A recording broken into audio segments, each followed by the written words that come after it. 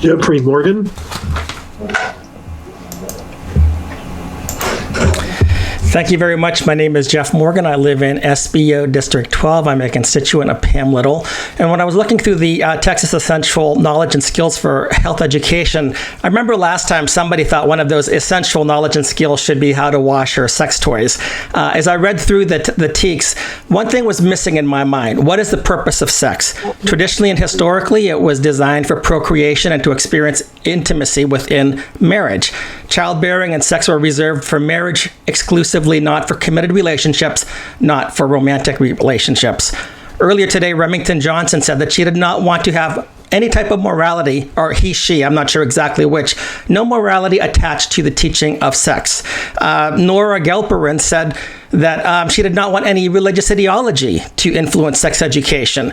Jennifer Driver, who was supposed to be speaking before me, represents SIECUS, an organization that was founded in 1964 by Mary Calderon, and she promoted an anything-goes sexual ideology. She said that sex education had too much negativity, too much focus on unwanted pregnancies and diseases. She wanted to break the traditional boundaries. She told parents to accept and honor their child's erotic potential. The problem, she asserted, is that society was too puritanical and repressed. After her came Wardell Pomeroy, president of SIECUS, who argued that it was time to admit that incest need not be considered a perversion or a symptom of mental illness. Are we ready to include all of these things within the full comprehensive sexual education curriculum?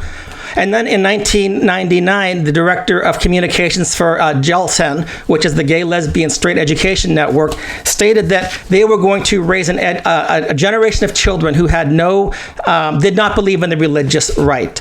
So it wasn't a religious ideology for them.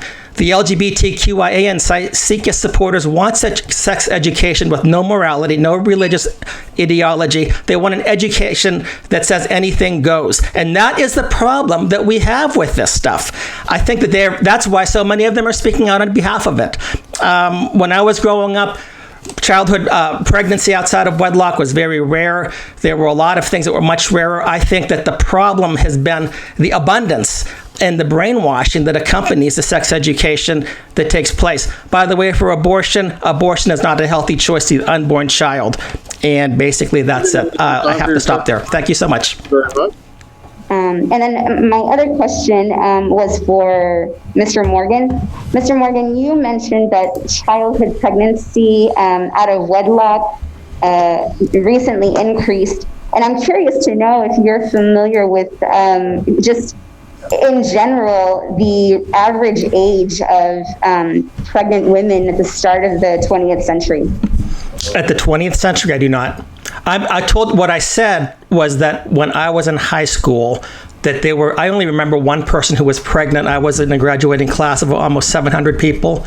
And we obviously had other people with us as well, but I only remember one in particular. I take that back. There were two that I knew that were pregnant at that time.